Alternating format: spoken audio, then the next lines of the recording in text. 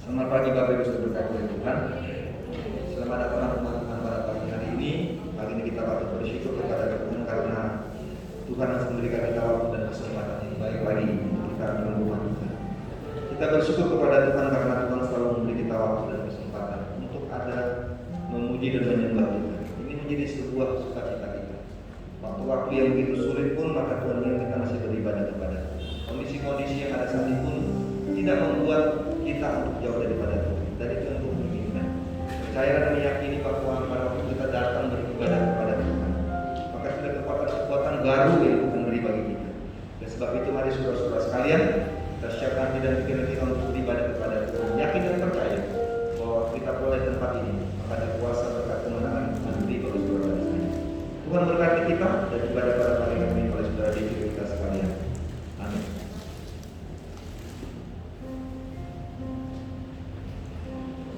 Baik, sebelum kita memulai rangkaian ibadah kita pada pagi hari ini, patut kita bersyukur kepada Tuhan atas apa yang sudah Tuhan berikan selama 1 minggu ini.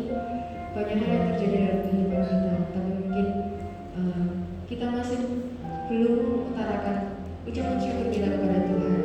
Saya yakin dan percaya bahwa kita semua yang hadir di tempat ini sudah dimenangkan oleh Tuhan karena kita memilih datang ke rumah Tuhan dibandingkan kita berada di rumah ataupun kita memilih untuk menonton secara online di rumah, yaitu ibadah-ibadah untuk memuliakan nama Tuhan. Kita akan memujikan satu pujian yang mengatakan bahwa kemanakah kita mencari kasih sejati, yang dimana kita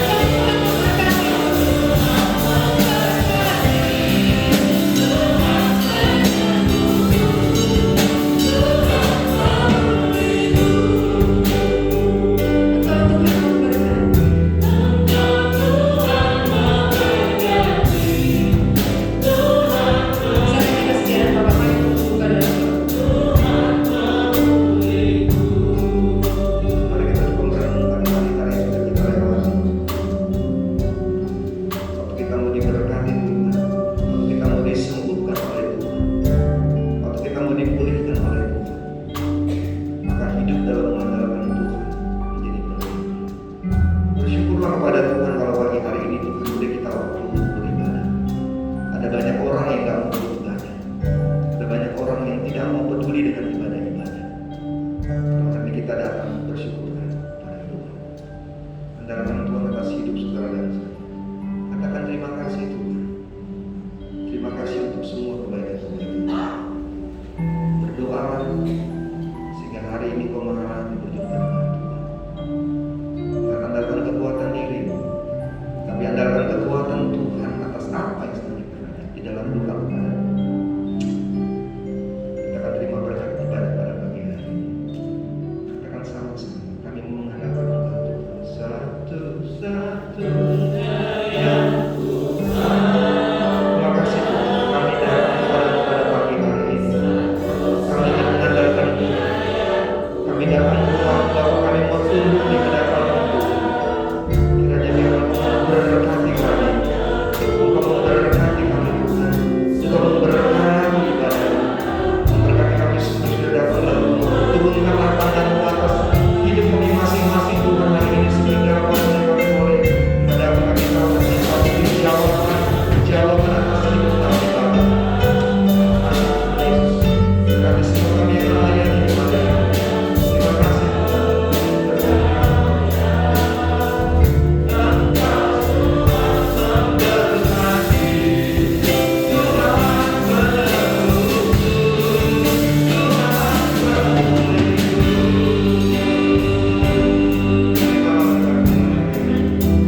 di dalam nama Allah Bapa Roh Kudus, kami habiskan ibadah kesucian pada pagi hari ini. Turunlah berkat-Mu atas ibadah ini. Memberkati semua kami yang hadir, memperlengkapi kami hamba-Hamba yang melayani. Dan oleh karena hatinya kami di dalam kudus Tuhan, kami pulang dan mengakui daripada Tuhan. Di dalam kami bersyukur. Haleluya, haleluya. Amin, amin. Kita tetap bangkit berdiri.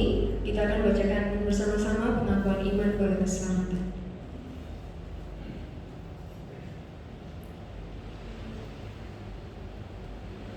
Dua, tiga. Kami percaya bahwa Alkitab yang terdiri dari perjanjian lama dan baru ditulis dengan ilham Allah, dan bahwa kedua-duanya itu sajalah merupakan peraturan ilahi mengenai iman dan praktik kehidupan Kristen. Kami percaya bahwa Allah itu esa dan maha sempurna, pencipta, pemelihara, dan pemerintah alam semesta, dan hanya kepada Dia sajalah patut manusia berbakti. Kami percaya bahwa ada tiga pribadi dalam Allah, yakni Allah Bapa, Anak, dan Roh Kudus, yang tak terpisahkan dalam intinya, dan yang sama kuasa dan kemuliaannya. Kami percaya bahwa di dalam pribadi Yesus Kristus, sifat-sifat ilahi dan manusia dipersatukan. Dengan demikian Ia sesungguhnya Allah dan juga sesungguhnya manusia adanya. Kami percaya bahwa nenek moyang kita yang pertama diciptakan Allah dalam keadaan yang tidak berdosa, tetapi karena melanggar perintah Allah, mereka kehilangan kesucian dan kebahagiaan mereka, dan bahwa kejatuhan mereka menyebabkan semua manusia juga jadi berdosa, rusak sama sekali batinnya, dan oleh karena itu patut kena murka Allah. Kami percaya bahwa Tuhan Yesus Kristus oleh sengsara dan kematiannya sudah mengadakan perdamaian bagi segenap dunia, sehingga pada siapa yang mau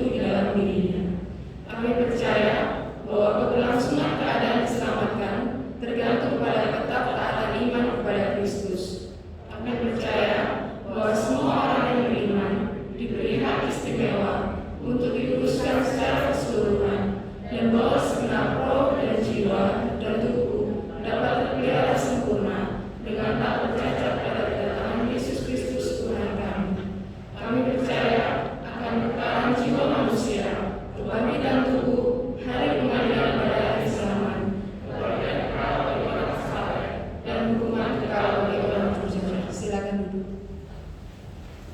Untuk mengawali ibadah kita pada pagi hari ini, ada satu pujian dari buku Bala Keselamatan nomor 288. Berdiri bagi Yesus, hai prajurit salib, benderanya tinggikan, jagalah dengan baik. Balanya ia antar kepada kemenangan hingga musuhnya kalah dan Tuhan Yesus menang.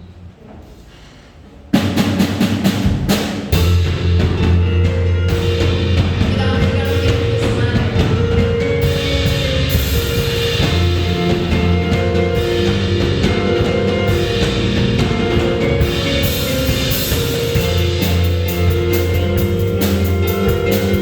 bersama-sama berdiri bagi Yesus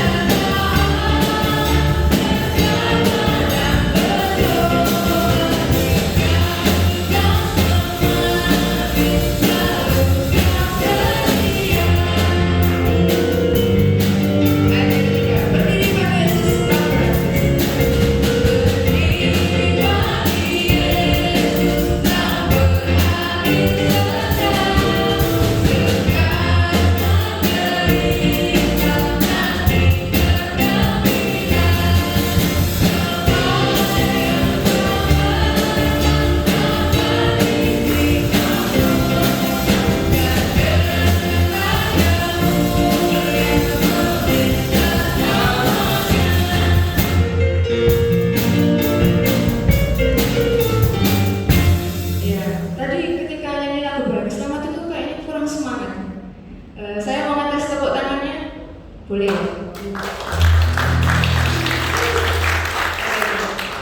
Biasanya kalau di GPS ini sering dilakukan. Ini ngetes fokus enggaknya ya, supaya saya mau tahu siapa yang ada di tempat ini tapi pikirannya masih di rumah. Kalau misalnya saya bilang selamat pagi, tepuk tangannya sekali. Kalau saya bilang selamat siang, tepuk tangannya 2 kali. Tapi kalau saya bilang selamat malam, tangannya seperti berdoa ya. Coba ya. Selamat pagi. Selamat siang. Selamat malam.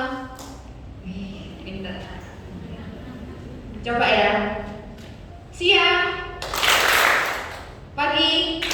Siang. Malam. Wah. Ada yang bunyi. Lagi. Pagi. Malam. Wah. Banyak itu ya, jemuran ya di rumah ya. Coba lagi. Selamat malam. Siang. Pagi. Malam. Subuh. Wah, subuh tidur semua, jadi gak ada suaranya. Kita mau makin berdiri, kita memujikan semuanya sukacita mengalir dalam. Kita memujikan ini dengan semangat ya. Sebagai kesaksian kita bersama bahwa Tuhan sudah berikan sukacita dalam kehidupan kita.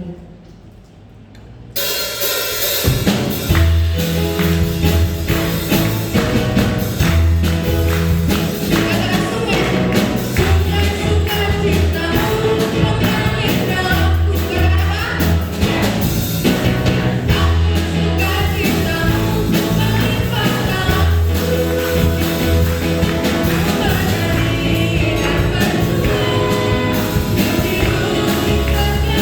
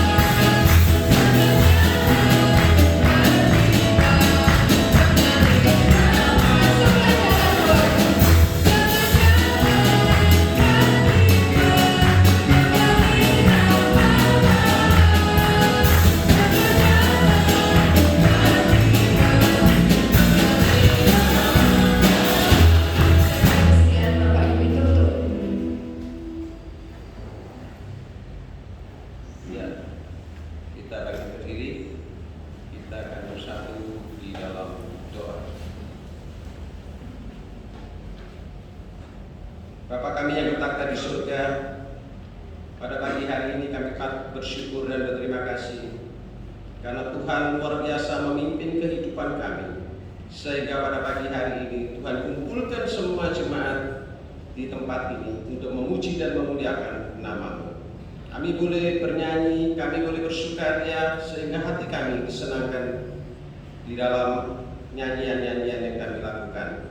Tuhan, kami juga boleh memberikan sebagian daripada persembahan yang kami miliki. Kiranya Tuhan kembalikan dengan lipat kali ganda, dan kami percaya berkat Tuhan selalu mengalir di dalam kehidupan setiap jemaat yang hadir pada pagi hari ini. Tuhan, kami juga masuk di dalam doa syafaat. Kami berdoa khususnya bagi bangsa dan negara kami, khususnya Bapak Presiden bersama dengan seluruh jajarannya. Kiranya Tuhan berkati, beri hikmat akal budi di dalam memimpin negara ini, sehingga negara ini menjadi aman, damai, dan sentosa. Tuhan, kami juga berdoa khususnya bagi jemaat-jemaat yang pada pagi hari ini hadir. Kiranya Tuhan berkati. Tuhan, kami juga berdoa khususnya apa saja yang menjadi pergumulan daripada jemaat, khususnya di dalam pergumulan masalah ekonomi. Tuhan, kiranya buka tingkap dari surga, sehingga apa yang dikerjakan oleh para jemaat selalu berhasil karena cinta dan kasih Tuhan. Tuhan, kami juga berdoa bagi jemaat-jemaat yang sedang mengalami sakit penyakit. Tuhan, kiranya Engkau buka jalan dan memberikan kesembuhan yang sempurna. Tuhan, kami juga berdoa khususnya vaksin yang lagi dilakukan oleh pemerintah dan khususnya di kota Surabaya. Kiranya Tuhan berkati, sehingga vaksin ini akan membawa atau meningkatkan daya imun tubuh kami, sehingga kami bisa dijauhkan daripada penyakit atau virus corona. Tuhan, pada pagi hari ini juga kami berdoa khususnya program-program gereja yang dilakukan pada saat ini, baik itu masalah pembangunan, baik itu masalah pelayanan. Kiranya Tuhan berkati. Tuhan, sebentar lagi kami juga akan mendengarkan daripada sebagian firman. Pakai hamba-Mu di dalam menyampaikan kebenaran sabda. Ilhami, berkati, dan setiap ucapan yang keluar dari mulut lidah hamba-Mu menjadi berkat bagi jemaat dan seturut daripada kehendak Bapa. Tuhan, pada pagi hari ini juga kami berdoa kiranya ketika firman itu dibentangkan, mengambil bagian yang terpenting di dalam kehidupan kami, masa depan kami, sehingga jiwa kami disegarkan dan pembaharuan roh yang selalu berjalan dari waktu ke waktu. Tuhan, apabila masih ada roh-roh yang tidak berkenan di hadapan, kami berdoa di dalam nama Tuhan Yesus, Engkau patahkan, sehingga lawatan Allah terjadi pada pagi hari ini. Terima kasih Tuhan, inilah doa kami. Kami persembahkan di dalam satu nama, yaitu Tuhan Yesus Kristus, yang sudah menjadi juru selamat pribadi kami masing-masing. Haleluya, amin. Amin. Silakan duduk.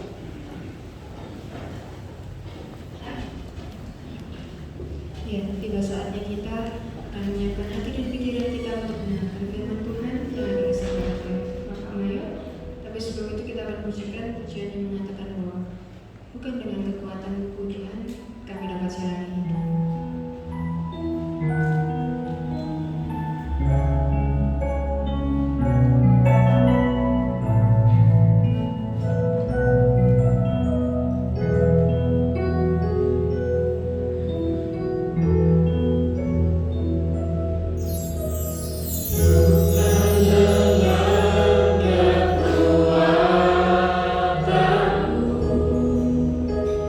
Ku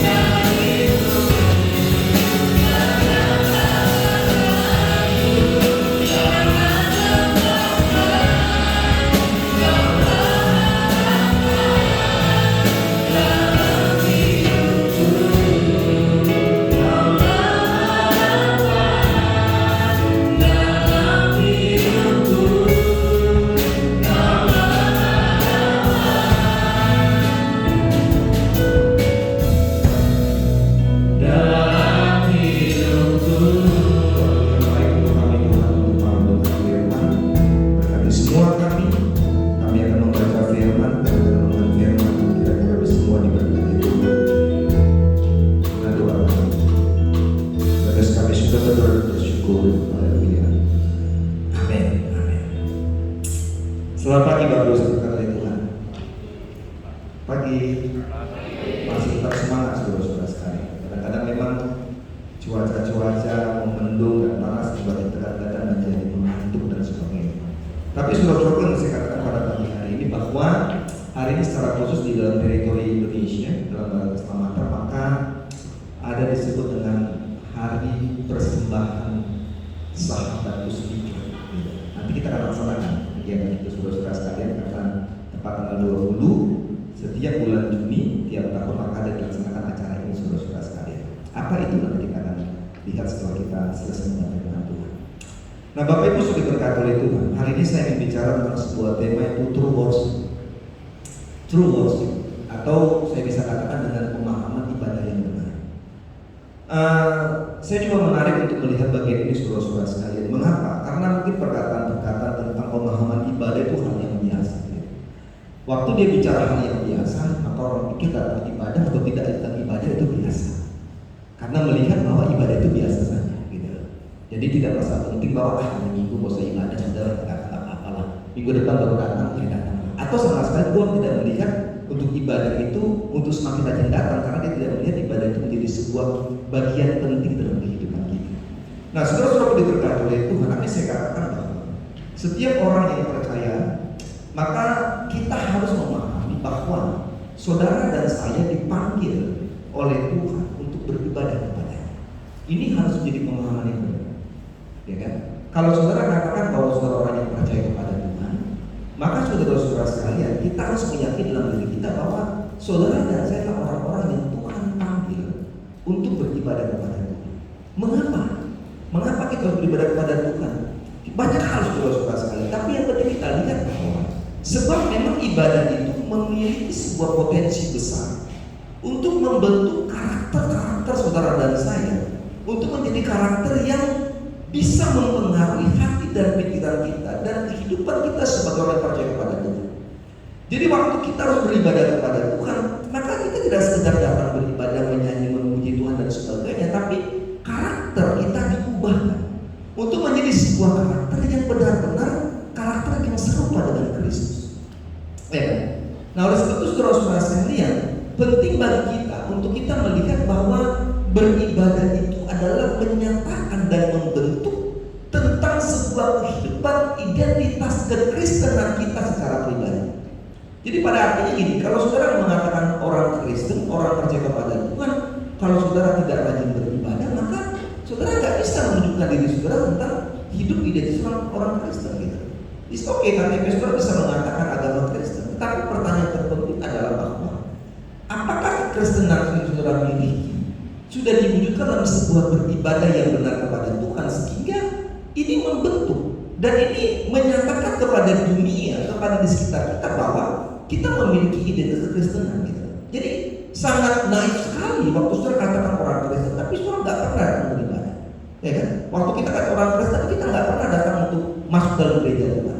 Nah, saudara berkata oleh Tuhan, apa yang mau saya katakan kepada kita pagi hari ini bahwa banyak pertanyaan-pertanyaan menarik adalah banyak atau rajin orang datang beribadah, tapi dia tidak pernah mengalami kuasa. It's okay, dia datang tiap-tiap hari ibadah, dia beribadah dan sebagainya, tapi dia tidak mengalami yang namanya berkat, dia tidak mengalami yang namanya kuasa dalam sebuah ibadah, dia tidak mengalami iman yang bertumbuh, saudara-saudara sekalian. Kehidupan rohani tidak semakin baik, walaupun dia rajin beribadah kepada Tuhan. Banyak terjadi seperti ini. Itu terlihat di kehidupan sehari-hari. Maka saudara berkata oleh Tuhan, kalau saya belajar dan melihat kondisi-kondisi seperti ini, maka saya coba melihat dan belajar. Jawabannya adalah maka ada sesuatu yang salah. Ya, kita ibadah tapi kita nggak mengalami pertumbuhan iman. Kita beribadah tapi kita nggak mengalami kehidupan rohani semakin baik. Kita beribadah tapi kita nggak mengalami kuasa. Datang pulang gitu-gitu aja, hidup dia ada gitu-gitu aja. Pertanyaannya siapa yang salah? Saya mau katakan bahwa ada yang salah dalam hidup kita, ada yang salah dalam ibadah kita lakukan pada waktu kita beribadah kepada Tuhan. Artinya adalah kita tidak memiliki yang namanya true worship itu atau ibadah yang benar. Nah, kita mau melihat dari Alkitab apa yang Alkitab katakan tentang sebuah ibadah ideal di surga gitu. Apa kita katakan tentang sebuah ibadah yang benar yang terjadi di surga, saudara-saudara sekalian. Nah, coba lihat Wahyu pasal yang keempat. Wahyu pasal yang keempat ayat 1 sampai 11. Mari saudara buka Alkitab itu, saudara lihat bagian ini. Wahyu pasal 4 ayat 1 sampai 11. Dikatakan demikian ya, saudara Pak ya. Kemudian daripada itu aku melihat sesungguhnya sebuah pintu terbuka di sorga, dan suara yang dahulu yang telah kudengar berkata kepadaku seperti bunyi sangkakala, katanya, naiklah kemari dan aku akan menunjukkan kepadamu apa yang harus terjadi sesudah ini.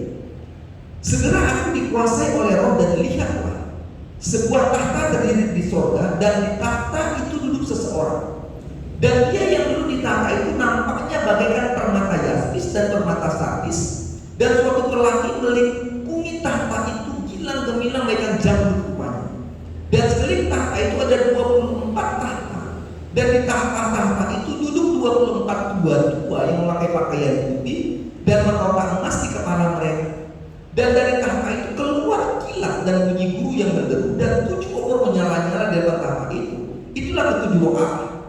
Dan di hadapan tahta itu ada lautan kaca bagaikan kristal di tengah-tengah tahta itu, dan di sekelilingnya ada 4 makhluk penuh dengan mata di sebelah muka dan di sebelah belakang. Adapun makhluk yang pertama sama seperti singa, dan makhluk yang kedua sama tidak lembu, dan makhluk yang ketiga semua mempunyai muka seperti muka manusia, dan makhluk keempat sama seperti burung nasar yang sedang terbang. Dan empat itu masing-masing bersayap 6 sekelilingnya, dan di sebelahnya dalam penuh dengan mata, dan dengan tidak berhenti-hentinya mereka berseru siang dan malam, kudus, kudus, kuduslah Tuhan Allah yang Maha Kuasa, yang sudah ada dan akan datang. Dan setiap kali makhluk itu memberikan puji-pujian dan menghormat ucapan syukur pada Dia yang duduk atas tahta itu dan yang hidup sampai selama-lamanya. Maka tersebutlah ke-24 tua-tua itu di hadapan Dia yang di atas tahta itu, dan mereka menyembah Dia yang hidup sampai selama-lamanya. Dan mereka melebarkan mahkotanya di hadapan tahta itu sambil berkata, ya Tuhan dan Allah kami, Engkau layak terima puji-pujian dan hormat dan kuasa, sebab Engkau telah menciptakan segala sesuatu, dan oleh karena kehendak-Mu semuanya itu ada dan diciptakan. Nah, Bapak Ibu sudah berkata itu kan apa yang bisa dipelajari dari Wahyu pasal 11. Kalau kita belajar pada bagian ini, saudara-saudara sekalian, maka bagian-bagian ini mengajarkan kepada kita tentang sebuah ibadah yang ideal, ibadah yang benar yang diinginkan oleh Tuhan atas hidup saudara dan saya. Dan saya mau katakan, pada waktu kita melihat dan belajar dari bagian ini, saudara-saudara sekalian, maka saya percaya bahwa gak ada sebuah ibadah yang sia-sia, gak ada sebuah kehidupan rohani yang gak bertumbuh pada waktu saudara datang dengan sungguh-sungguh atau dengan ibadah yang benar kepada Tuhan. Mari kita belajar di ayat ini, saudara-saudara. Kita melihat ada beberapa hal yang disampaikan. Apa yang disebut dengan ibadah yang benar? Nah, yang pertama, ibadah yang benar yang pertama adalah sebuah ibadah yang memiliki pengagungan kepada Allah. Itu yang pertama. Ibadah yang disampaikan saudara-saudara di Wahyu pasal 11 ini adalah pertama adalah bahwa ibadah yang benar atau true worship itu adalah ibadah yang memiliki pengakuan kepada Allah. Apa yang mau saya sampaikan saudara-saudara? Maka kita belajar di bagian ini. Ibadah yang benar itu bukan berbicara tentang sebuah fokus kepada hal-hal yang kita agungkan. Artinya gini, pada waktu kita belajar ibadah yang benar saudara-saudara, maka dia tidak hanya berfokus kepada sebuah musik. Ibadah yang benar tidak hanya berfokus kepada siapa penyanyi, siapa pengkhotbah. Ibadah yang benar tidak hanya bicara tentang sebuah asetnya dingin atau enggak dingin. Ibadah yang benar bukan hanya bicara tentang sebuah sound systemnya yang bagus. Tidak, saudara-saudara sekalian. Tidak itu yang menjadi sebuah fokus ibadah kita. Tetapi saudara-saudaraku, apa yang mau saya katakan kepada kita bahwa fokus ke ibadah kita adalah saudara-saudaraku fokus kepada sebuah pribadi, yaitu Allah sebagai fokus ibadah kita. Artinya mau saya katakan demikian. Apakah musik tidak penting? Apakah sound system tidak penting? Apakah penyanyi tidak penting dan sebagainya? Tidak, saudara sekalian. Saya katakan begitu. Saya mau katakan bahwa semua peralatan yang mendukung sebuah peribadatan itu menjadi penting. Itu menjadi penting dalam sebuah ibadah. Tetapi pertanyaannya adalah bahwa apa yang menjadi pendukung dalam sebuah ibadah itu bukan menjadi sebuah fokus utama kita dalam beribadah kepada Tuhan. Jadi pemahamannya sederhana. Karena orang bilang ini, kita boleh ibadah, dia nggak semangat ibadah, kenapa? Gak ada musiknya, gitu kan? Nggak enak ibadah di sana, panas, kurang dingin aslinya, kita pergi ke sana aja, di sana enak, dingin, sejuk. Pertanyaannya, kita ibadah ini untuk AC-nya atau untuk apa? Gitu. Untuk apa? Nah, ini kegagalan kita, saudara sekalian. Ini kegagalan kita karena memang kita tidak memahami tentang mengapa kita harus beribadah kepada Tuhan. Saya katakan sekali lagi, semua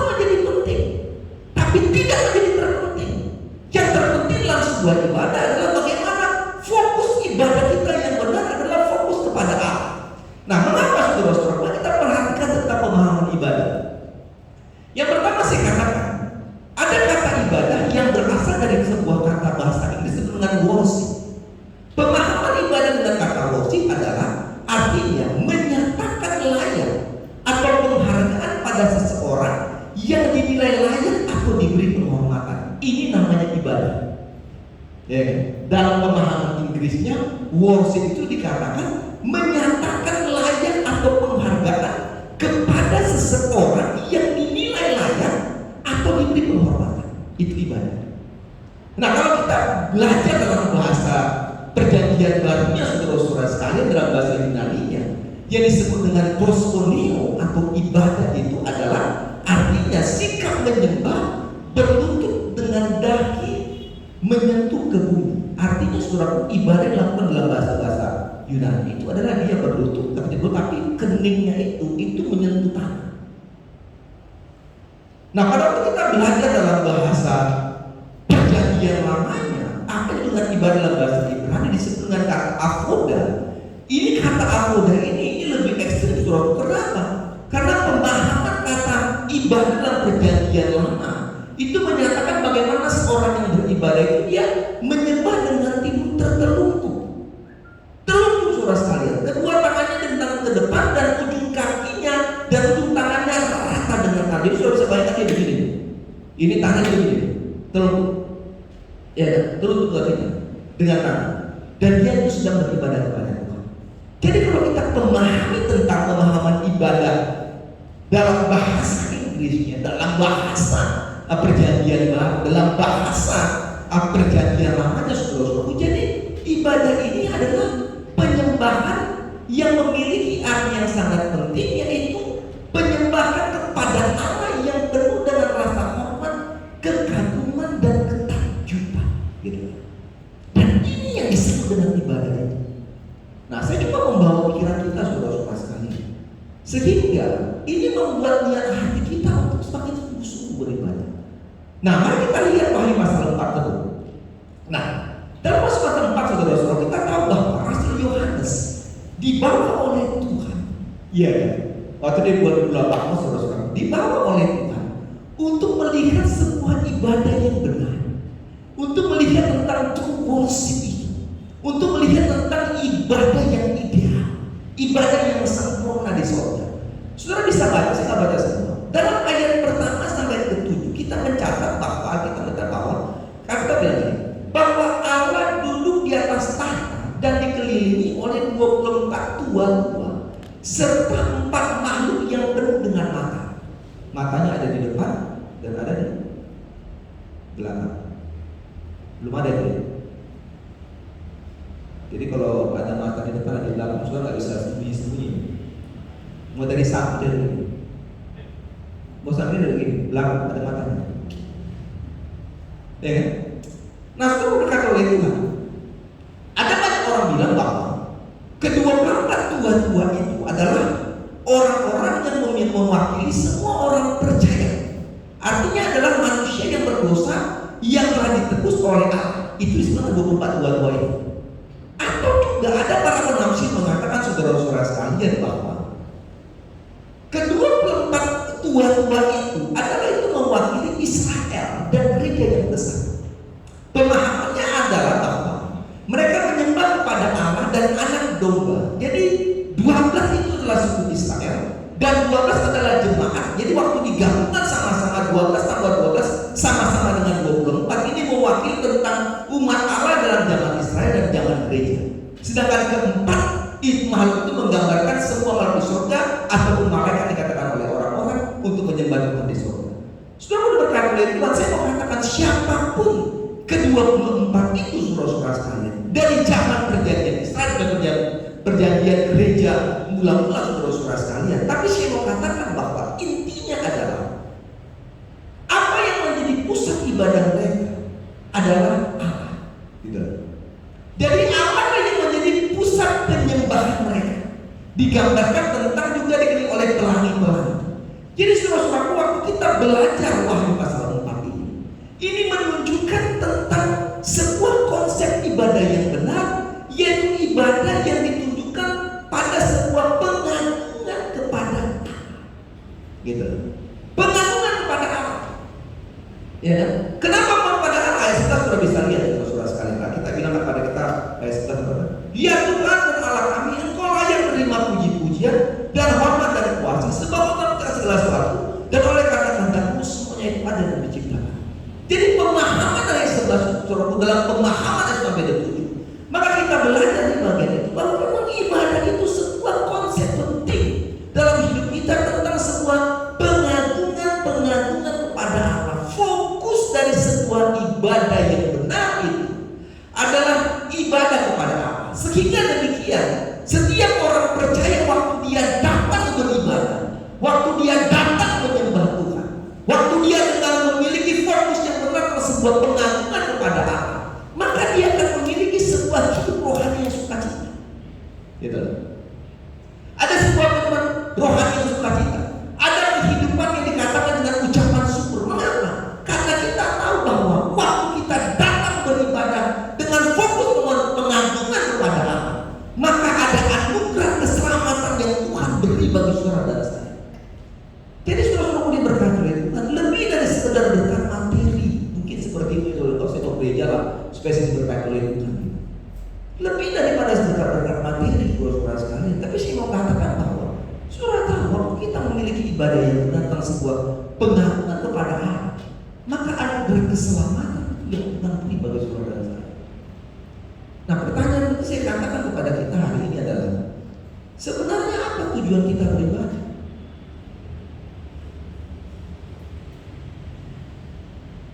Apa tujuan kita untuk melayani? Apakah tujuan kita, pusat kita untuk pengagungan kepada Allah, atau pengagungan kita kepada manusia? Ya kan? Mengapa penting pertanyaan ini, saudara-saudara sekalian? Saya ungkapkan. Mengapa penting? Sebab saudara-saudara, pada saat kita tidak memiliki tujuan yang benar untuk beribadah kepada Tuhan, maka saya mau katakan ini membuat kita tidak bertumbuh dalam iman. Badan kita besar, badan kita bertumbuh, badan kita tinggi, tapi iman kita gak bertinggi, gak bertambah. Kita disuntik vaksin, iman kita tambah. Tapi saya mau katakan, kalau kita mulai tidak mau beribadah, maka iman kita tidak akan bertambah. Begitu. Ya. Perhatian penting, kenapa? Karena kalau kita tidak memiliki tujuan yang benar, kita tidak memiliki pertumbuhan iman.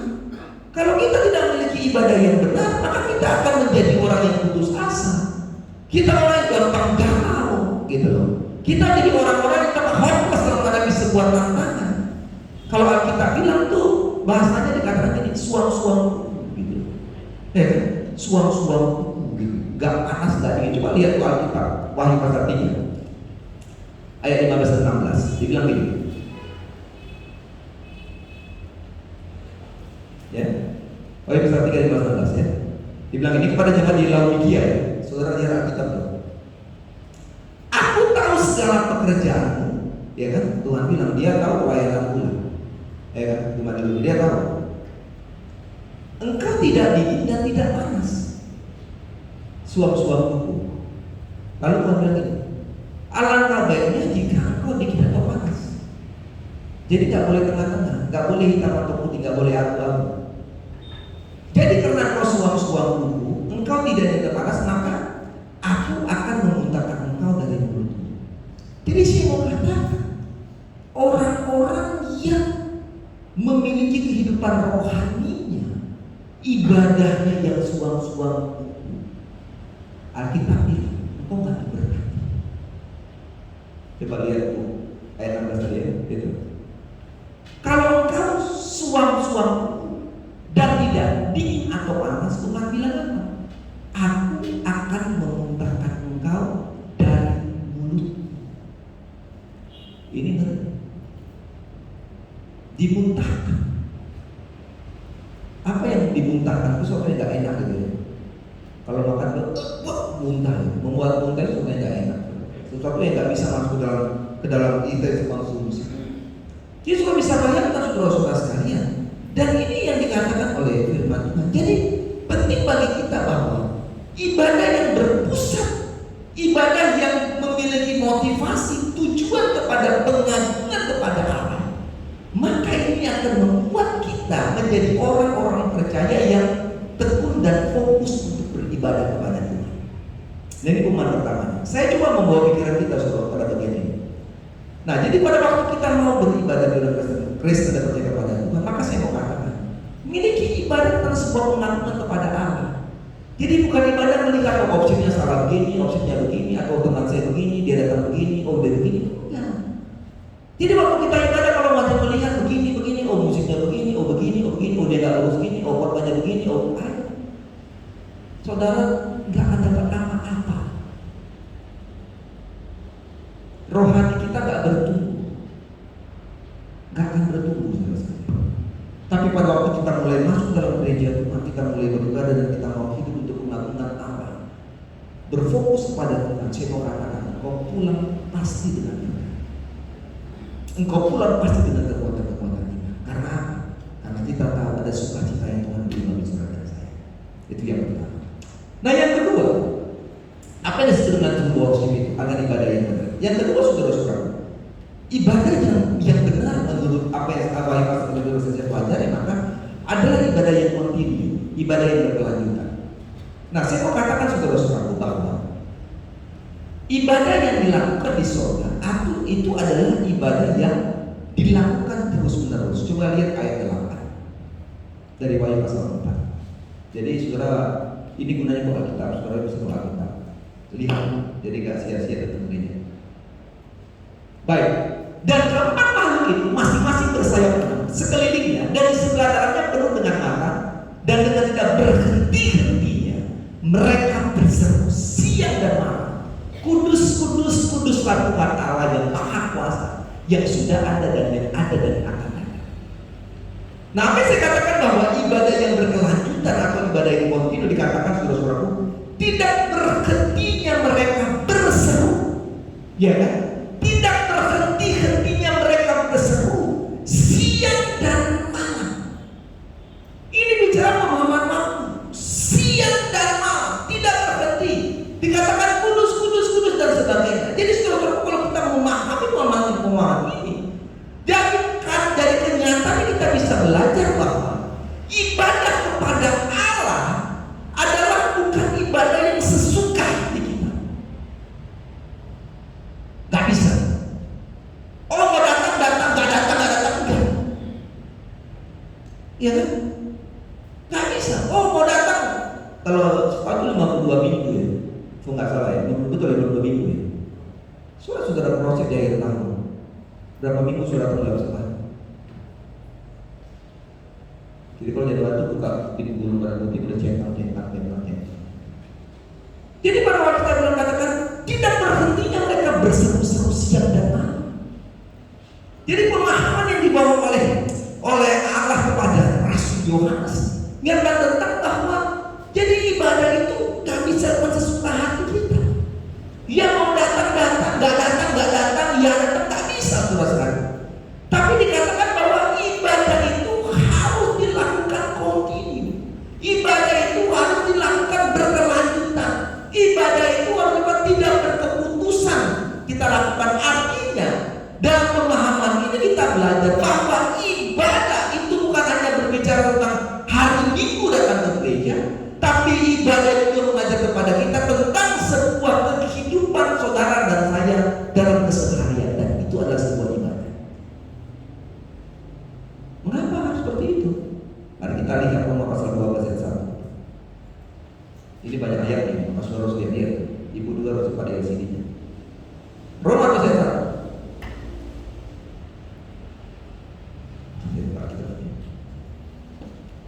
Roma 12 ayat 1. Ini ayat yang masih biasa ya. Dikata demikian. Karena itu, saudara-saudara, demi kemurahan Allah, aku menasihatkan kamu supaya kamu mempersembahkan tubuh sebagai persembahan yang hidup, yang kudus dan yang berkenan kepada Allah. Itu adalah ibadah yang sejati. Jadi saudara-saudara sekalian, konsep kesimpulan dari Roma 12 ini adalah apa disebut dengan ibadah yang sejati? Ibadah yang sejati itu adalah mempersembahkan tubuh. Mempersembahkan tubuh. Jadi pada waktu kita mempersembahkan tubuh saudara-saudara, itu artinya saudara dan saya tidak menjalankan kehidupan kita ini dengan bisa. Gak bisa. Saya katakan tadi saudara-saudaraku, kita mau datang beribadah, ya saya mau datang, saya datang. Saya gak mau datang, gak datang. Gak bisa. Gak boleh. Jadi ibadah itu harus kontinu, berkelanjutan. Kenapa saudara? Karena kita bilang tadi itu mempersembahkan tubuh, ya kan? Mempersembahkan tubuh itu membiarkan Tuhan yang mengelola kehidupan kita. Jadi harus kita melihat bahwa hidupmu, diriku ini adalah Tuhan yang memberi. Jadi jangan jadikan dirimu, hidupmu, hidup saudara dan saya menjadi kesenangan diri sendiri. Jadi mempersembahkan tubuh itu adalah kita harus mau hidup sesuai dengan kemauan Tuhan dan hidup dikelola oleh Tuhan. Coba lihat Alkitab bilang apa? 1 Korintus 6 ayat 20. 1 Korintus 6 ayat 20. Saudara lihat bagian ini. Ini menarik sekali. 1 Korintus 6 ayat 20.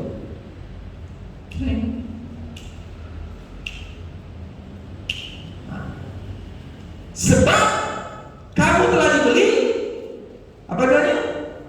Dan harganya telah lunasi. Karena itu benar dengan Tuhan. Jadi kenapa kita harus mempersembahkan tubuh? Kenapa harus Tuhan yang mengelola hidup saudara dan saya? Ingat ini, kenapa?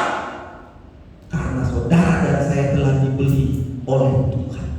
Harganya lunas dibayar oleh Tuhan. Karena itu muliakan Tuhan dengan tubuh. Jadi gak main-main. Jadi gak ada ibadah sesuka hati. Gak ada ibadah yang mau datang-datang. Gak ada. Karena Tuhan yang beli hidup kita. Saya baca ini kayak bilang ya kan? Tuhan yang beli. Harganya telah lunas. Gak kredit saudara sekalian. Orang kan suka dengan kredit, ya kan? Maka datang kredit, ya kan? Beli rumah kredit, ya kan? Untung nggak dari istri atau suami kredit, nah, itu bahaya, ya kan?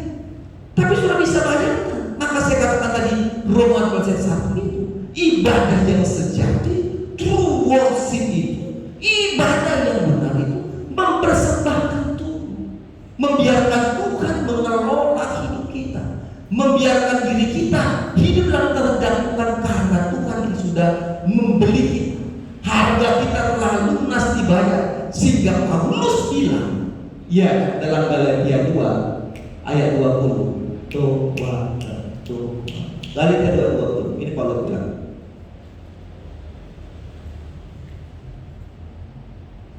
namun aku hidup, tapi bukan lagi aku yang hidup sendiri, melainkan Kristus yang hidup di dalam. Jadi ini konsep penting. Waktu Paulus telah ditebus oleh Tuhan, dibeli dan telah dibayar, maka dia bilang, karena itu aku bukan lagi hidup untuk aku sendiri, tapi aku hidup hanya untuk Kristus, melainkan Kristus yang hidup di dalamku. Pada waktu konsep ini ada dalam diri saudara dan saya, maka tidak ada yang buat saudara malas beribadah. Benar nggak? Setuju nggak ya? Pasti setuju lah. Kalau nggak setuju ya oke. Jadi ibadah yang benar itu ibadah yang berkelanjutan, nggak sesuka hati. Jadi yang saya katakan saudara-saudara sekalian, jadi nggak bisa. Saat saudara ada masalah berotak ibadah, waktu saudara punya persoalan, ya kan, baru datang ibadah. Lalu Tuhan jawab masalahnya, Tuhan jawab persoalannya, mulai malas ibadah, nggak bisa saudara sekalian. Jadi suruh kita harus belajar untuk melihat sebuah ibadah yang berkelanjutan. Banyak orang mau nikah baru datang gereja, mau diserahkan baru datang gereja, habis nikah habis diserahkan nggak datang gereja lagi. Banyak. Kenapa? Karena itu tidak melihat ibadah yang penting. Banyak orang dia datang ibadah karena melayani. Oh, tugas saya ini jadi WL, tugas saya jadi singer, tugas saya khotbah, saya datang, habis singer, nggak datang lagi. Oh, tugas saya main musik, saya datang, harusnya datang lagi. Banyak. Saya mau katakan orang-orang seperti itu, saya mau katakan di dalam nama Tuhan tidak akan diberkati Tuhan. Ini serius. Tak pernah. Kenapa? Ya, karena tidak mempersembahkan. Orang yang mempersembahkan tubuh dan demi itu maaf saya katakan tadi, oh saya sudah dibeli. Jadi kalau saya berkata saya begini, kalau saudara punya anak tinggal di rumah, maka saudara harus bilang, kamu harus mengikuti yang saya katakan. Pemahaman saya katakan, waktu saya sudah dibeli oleh Tuhan, maka saya harus mengikuti apa yang Tuhan katakan. Ya. Waktu Yusuf dijual, maka dia harus ikuti apa yang Tuhan punya katakan. Ini dia itu sudah dibeli. Jadi sudah diberkati oleh Tuhan. Miliki itu ibadah yang kontinu berkelanjutan. Ya kan? Banyak saudara usia 25 tahun. Ya 25 tahun yang melayani itu banyak. Ya kan? Boro-boro dia mau penyerahan anak itu boro-boro. Saya 2 minggu dia dapat. Saya tidak datang. Waktu saya bulan lalu, waktu saya belum berarti saya tidak support sosial. Saya dari kalau kamu mau melayani musik, mau jadi pelayan, saya bilang sekolah apapun harus aja dibayar. Sekali waktu mereka ada yang mabuk dulu dia, minum dia, mabuk dia baru mabuk dia satu minggu dia melayani. Saya kasih berhenti, no, kamu berhenti. Sebelum kamu nggak berhenti minum dan rokok, tidak boleh melayani. Dia berhenti melayani. Dia bilang, ya kan? Hari Sabtu dia, hari Minggu dia, Bapak, engkau sungguh. Hari Sabtu dia mabuk ya. Gini dia, hari Minggu dia bilang, Bapak dia nggak bisa. Dia bilang stop. Kenapa? Karena kita harus mempersembahkan. Itu ibadah yang sejati. Jadi yang kedua kita belajar true worship itu, ibadah yang benar adalah ibadah yang berkelanjutan. Jadi penting bagi kita memiliki motivasi. Saya katakan, jangan karena kita punya tugas melayani, karena kita punya tugas ada sesuatu yang kita kerjakan di gereja baru kita beribadah. Habis tugas, habis ibadah. 3 bulan lagi ada tugas baru datang. Habis tugas, habis juga ibadah. Tidak. Tapi saya mau katakan, true worship itu adalah ibadah yang berkelanjutan. Yang terakhir, apa yang disebut dengan ibadah yang benar? Ibadah yang benar yang ketiga adalah ibadah yang memiliki rasa puas dengan Allah. Ayat 10 dan 11 dari Wahyu pasal 4. Bisa lihat? Saya baca lagi. Ayat 10 dan 11. Mereka bersyukur berkumpul-kumpul waktu itu dan dia di atas tahta itu, dan mereka menyembah Dia yang hidup sampai selama-lamanya. Dan mereka melemparkan mahkota depan Tuhan itu sumber tahta itu berkata, ya Tuhan dalam kami, dan seterusnya.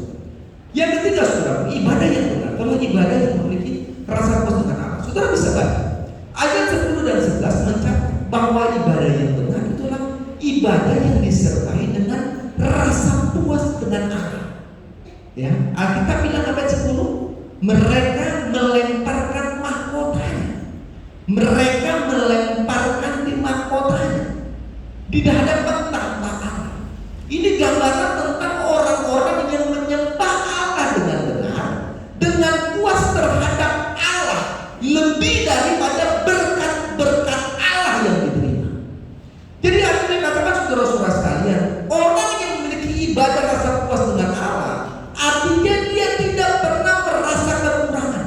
Itu artinya orang yang memiliki rasa puas dengan Allah, dia memiliki kerelaan untuk memberikan atau mempersembahkan, Alkitab bilang, mahkota yang terbaik dengan Tuhan. Jadi kalau ada saudara-saudara orang-orang hebat tuh yang kasih persembahan, bantu ini, puluhan juta, kenapa? Ya itu dia memiliki rasa puas dengan Allah, bukan karena hamba Tuhan, bukan, tapi karena memiliki rasa puas dengan Allah. Ya kan? Artinya saudaraku, dia melakukan sebuah konsep ibadah yang benar kepada Allah. Rasa puas kepada Allah tidak membuat dia mundur dari sebuah beribadah kepada Tuhan karena persoalan, karena penderitaan, enggak. Ya kan enggak, saudara sekalian. Jadi artinya kita belajar bahwa beribadah itu bukan hanya memiliki tujuan untuk diberkati salah. Oh, saya mau ibadah karena saya mau diberkati salah. Itu salah. Bukan itu tujuan beribadah. Tapi saya mengatakan waktu kita beribadah dengan benar, memiliki rasa puas kepada Allah, saudara-saudara sekalian, dalam sebuah ibadah, maka disitulah kita akan dibentuk dalam sebuah iman yang benar. Orang-orang yang memiliki rasa puas kepada Allah dalam sebuah peribadahan, ini akan membuat dia menjadi orang-orang yang mengenal Tuhan dengan benar. memiliki tentang keputusasaan di dalam sebuah kehidupan. Pelajari bagian itu saudara-saudara. Jadi ibadah itu puasnya itu ya Tuhan yang memuaskan kita. Kenapa? Kalau manusia memuaskan kita sama, ya kan? Hari ini pendetanya korbannya bagus, saya puas. Minggu depan nggak bagus, saya nggak puas. Nggak bisa. Tapi pada waktu kita datang beribadah yang benar, kita merasa puas dengan Allah, maka kita pulang tidak dengan mengeluh, tapi kita pulang dengan sukacita. Waktu kita memiliki rasa puas dengan Allah, waktu kita beribadah kepada Tuhan, maka saya mau katakan, pada waktu kita masuk dalam sebuah lembah keterlaluan pun, maka kita tidak akan pernah mundur, karena kita tahu ada Tuhan yang akan menolong kita. Mazmur 23 bilang ini, saudara-saudara sekalian, ayatnya yang keempat. Sekalipun aku berjalan dalam keterlaluan, aku tidak takut bahaya, sebab Engkau besertaku dan gadamu dan tongkatmu itulah yang menghibur aku. Ini orang-orang yang memiliki kepuasan pada Allah. Sehingga ayat terakhir dikatakan oleh Daud, aku akan diam dalam rumah Tuhan seumur hidup. Jadi suruh diberkati, kita belajar. Gak salah kita minta berkat, gak salah kita minta diberkati itu oleh Tuhan. Tapi menjadi salah pada waktu kita beribadah dan berkat-berkat itu belum tercurah, maka kita mulai katakan Tuhan gak ada, Tuhan gak benar, Tuhan itu gak peduli, Tuhan itu gak ngerti saya. Tapi saya mau katakan saudara-saudara, kalau kita belajar, waktu kita mau mengalami berkat, maka berkat itu bukan hanya masalah cuan. Apa itu cuan? Benar ya? Cuan itu benar. Gini ya, duit ya. Kalau gini, salahnya beda ya. Jadi kalau begini, kalau begini. Oh gatel ya. Orang bilang itu tangan saya gatel, berapa uang nih? Yang lagi tangan saya kayaknya gatel hari ini. Ya karena mungkin lagi kudisan aja kali ya. Tangan saya gatel hari ini. Kayaknya saya pada batu dari. Kalau udah gini, saya pakai baju kebalik nih. Kebalik bajunya, ya kebalik ya. Kayaknya saya berkat uang hari ini. Sama. Ya memang kamu gak tahu terus kebalik ini. Gak apa-apa, kita ingin diberkati benar. Semua ingin diberkati pasti kan? Pasti semua ingin diberkati. Tapi saya mau katakan, jangan fokus pada berkat. Iya kan? Gimana? Jangan fokus pada berkat, tapi fokus kepada Allah yang memberi berkat. Iya kan? Waktu kita fokus kepada Allah yang memberi berkat, saya mau katakan, apapun yang kau usahakan, kau lakukan, pasti akan diberkati. Iya kan? Nah ini yang mau dikatakan tadi. Oleh sebab itu kalau saudara membaca Alkitab, saudara bisa baca banyak manfaat ibadah itu. Saya nggak akan katakan lagi, tapi saya mau tutup dengan sebuah ayat di Ibrani 25. Ibrani 25 dikatakan ini, janganlah kita menjauhkan diri dari pertemuan-pertemuan ibadah kita seperti dibiasakan oleh beberapa orang, tapi mari kita saling menasihati dan semakin giat melakukannya menjelang hari Tuhan yang mendekat. Saudara berberkati oleh Tuhan, hari Tuhan mendekat, ya kan? Corona Delta sudah ada, kan betul ya, Corona Delta itu ya, Corona Delta ya, hebat kan ya, Delta, nanti ada Corona Alpha, ya kan, ada Corona Charlie, ya kan, ada Corona Whiskey, ya. Apa pemahaman saudara untuk melihat tentang hari Tuhan yang mendekat? Apakah gempa-gempa bumi yang terjadi, isu dan sebagainya? Apakah bencana alam? Apakah kejahatan-kejahatan yang terjadi semakin jahat, peperangan? Ataukah corona yang semakin meningkat? Apapun tentang hari Tuhan mendekat, menjelang hari Tuhan mendekat, maka saya mau katakan bagaimana kita menghadapinya. True worship, ibadah yang benar, maka kau akan bisa melewati setiap hal yang kau sedang hadapi. Masalah ekonomi, masalah keuangan, masalah urusan hidup.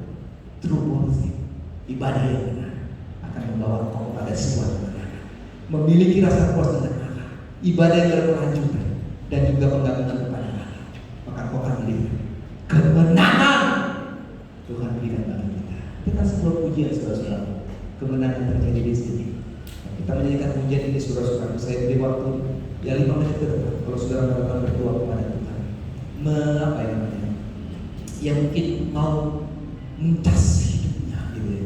Mau kembali apa namanya? Membangun perbarui komitmen hidup.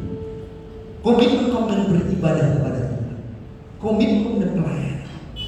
Penting bagi kita mau hidup dalam sebuah penyembahan yang benar kepada Tuhan. Dengan pujian saudara-saudara 5 menit ke depan, kalau saudara mau datang berdoa, Saya nggak pernah paksa saudara-saudara.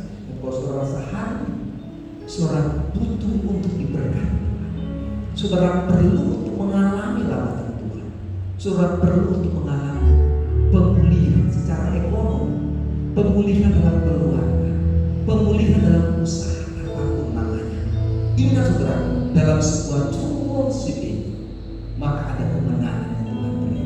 Dengan pujian, kalau saudara mau berdoa di bangku anugerah, lakukan itu. Kalau lihat kanan kirimu, maju ke depan dan mulai kau datang dan menyembah Tuhan dengan benar. Maka kau akan melihat berkat Tuhan beri bagi saudara. Kita kan pujian di saudara-saudara sekalian. Kami mau menyembah Engkau, menghampiri tahta karunia Engkau. Maka bukan mana rasa puas kepada Allah. Ku menyembah dalam kudus hadirat-Mu, hampiri tata kasih karunia-Mu Bapa. Kekuatan kita dalam sebuah tulus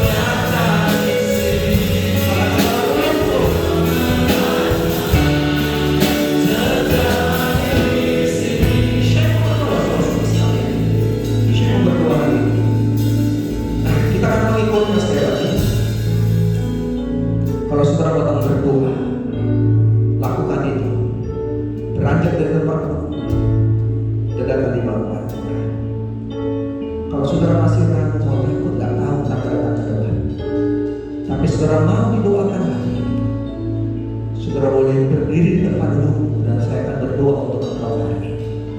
Engkau harus yakin Tuhan ada di tempat ini. Engkau yakin supaya engkau terima kemenangan. Nyanyikan bunga sekali lagi, refresh diri. Kita nyanyikan sekarang. Kalau ke depan lakukan, ini dilakukan dan saya akan berdoa. Aku yakin, ku yakin, harus yakin sekali. Ku rasakan Tuhan.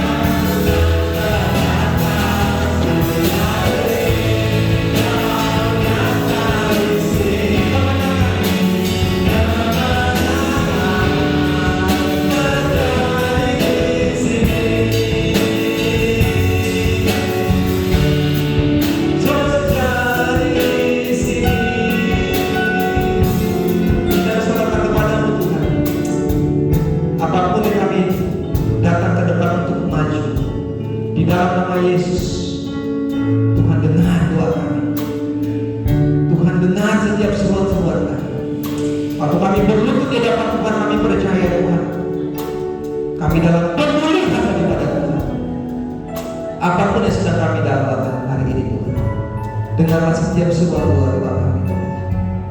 Kami percaya Tuhan bahwa Engkau adalah Tuhan yang akan memberikan kemenangan bagi kami. Hamba berdoa antara kami yang sedang berdiri di dalam nama Yesus. Tuhan, Engkau akan memberikan kami apapun yang kami doakan kami. Tuhan, dengar doa kami. Semua kami yang hadir, apapun menjadi doa-doa kami, biarlah kami terus percaya bahwa Tuhan beri kami kemenangan. Kami percaya dan yakin Tuhan bahwa Engkau adalah Allah yang memberkati kami. Biarlah kami memiliki sebuah ibadah yang benar daripada Tuhan, bukan karena kewajiban dan tugas kami, tapi kami beribadah karena kami mau mengagungkan Tuhan. Kami memiliki rasa puas kepada Tuhan, dan kami tahu kami pasti diberkati Tuhan. Dan doa kami Bapa, terpujilah Tuhan. Terus kami sudah berdoa dan bersyukur. Ku yakin Kau hadir di sini, ku rasakan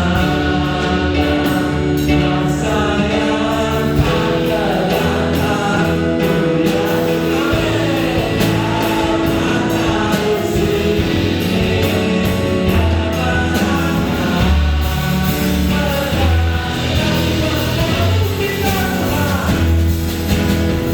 serta